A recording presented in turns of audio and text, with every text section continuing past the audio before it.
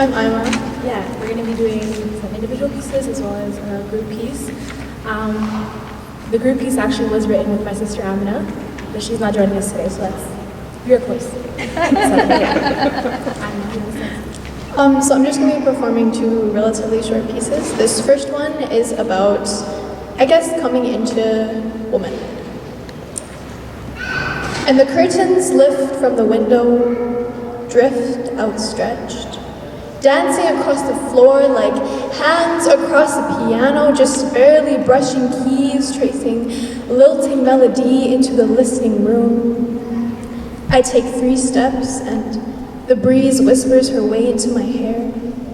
And I cannot help but ask her if she would perhaps like to dance, and suddenly I am the ballet itself. My feet have known this stage for an eternity. I am the wind itself. Where she goes, I go, and she shows me things I never knew existed. My heart is somehow different than it was just moments ago. There's new blood in me of the warriors and the queens that I was in another life, with brown skin and softer hair and softer words. I'm unafraid. There is beauty in the way my toes are hurting, my breath is leaving faster than it returns. Now I know my own name and I say it to myself over and over and over again. I'm crying now, and it feels like rain. I am the very idea of strength. I am home once again, coming home to myself. I am home once more. Thank you.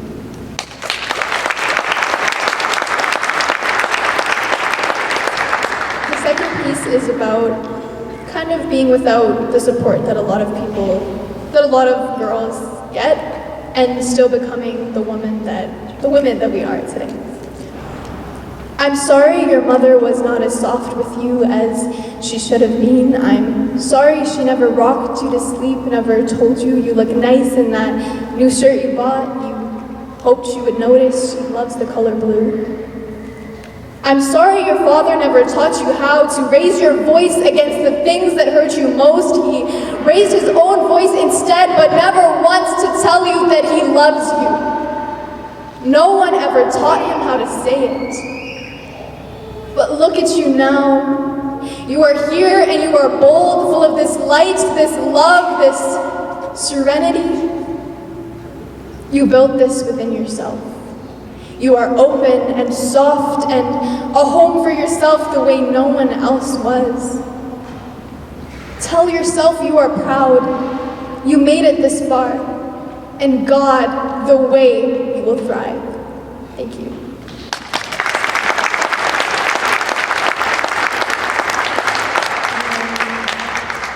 That was really beautiful. I'm going to do a piece now called Telephone. This is a piece, it's kind of my way of honoring my grandmothers, both of whom I never got the chance to meet, but I was named after my grandmother, so yeah, this is to honor them.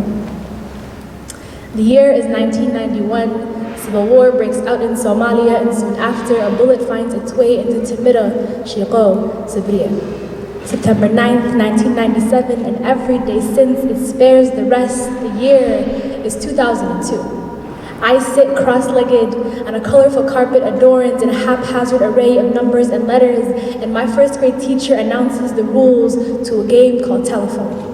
As it goes, someone will pick a phrase, repeat it to their neighbor, who will share it with their neighbor, and so on and so forth. And this is when I learned that if you repeat something enough, you will start to believe it, start to speak it into existence. Later, Abba and I are standing in a store, and the wall behind us is heavy with loud reds and yellows, and in every corner the store is swollen with noise. In the midst of chaos, we pick out a calling card, and that night we call home, dialing number after number, entering the coordinates to a map into our landline, and slowly, like a sunrise, my grandmother's voice fills our living room, so I greet her. Abota, Satahai.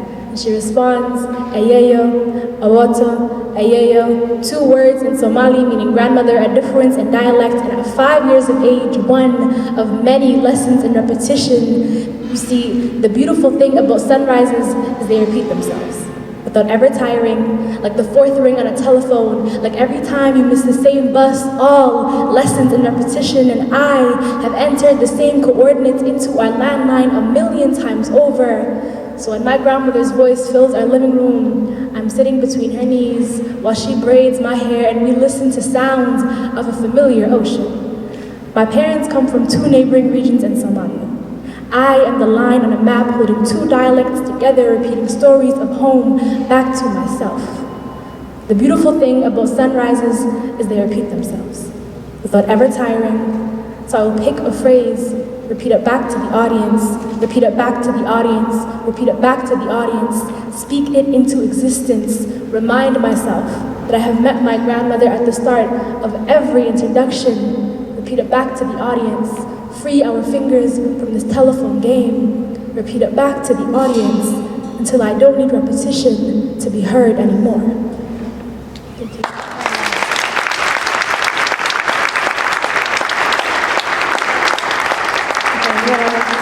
One more piece for you. This is a group piece. 3 of us wrote it. 2 of us are here today, so we're going to do our best to perform it. In my neighborhood, which is every block, where they season the food too much and you only eat some boost when there's hot sauce in the house, and there's always hot sauce in the house. In my neighborhood, everyone is your family, is an ocean away, or is in it. Because the women in my neighborhood learn to wrap their homes up in the syllables of a name and direct themselves to safer shores. So this is for the women that carry legacy in the lines on their faces, in the bags nestled on their apple cheeks, creasing in the sunspots next to the yellow eyes. And when their children ask them why their homes were taken from them, they will say, they spoke differently, they looked different, their names were difficult to pronounce, but still you look the other way and run while your tragedy whispers, you know a girl is a gun, a girl is a gun. And our names whisper our truth, our names look like love written on all of our faces. So when they call you foreign, exotic, different, no, they mean not from here. We are foreign. Because of the way our eyes drip honey and our skin glows underneath your accusations, look at me. I am here. I learned this language for you, for you. I tore my mother tongue out for you. I taught my lips to forget every word they knew for you. I bleached my traditions and my skin and my children. I taught myself to speak in hues of reds and yellows for you. I forgot my name, broke my bones and pieced them back together. And still a girl is a gun, you know a girl is a gun. The days before I could speak for myself wrote names on me. The taste of them drawn on my arms in blood and etched on my forehead in sweat, all of them saying, you know a girl is a gun, a girl is a gun. So believe me when I tell you that the naming of child is a prayer, cast into the empty of night sky, binding infant to a galaxy of stars even before their first words. My name was anointed on my forehead by my mother's lips with holy oil. This name was whispered to me by the winds that whip past my window on the long winter nights, yelled to me by my reflection in the mirror. For you, we stripped our names from our bodies and our bodies slept on the pavement. So today, I remember my family wherever they may be, which is to say I remember my people everywhere who learn to grieve from behind a TV screen, the gully queens, the loud and black and unfiltered, the ones that lay in a bed of concrete, looking up into the sky, holding a staring contest with God, waiting to enter the afterlife. Today I think of evenings that felt like rain in my grandmother's home, her warmth beside me and the drumming on her roof asking me to wake up. My grandmother handed my name to me on a gilded platter, smeared with ash and studded with precious gems, bits and pieces salvaged from the remains of a shelled-out home, burnt and charred. The gold is flaking.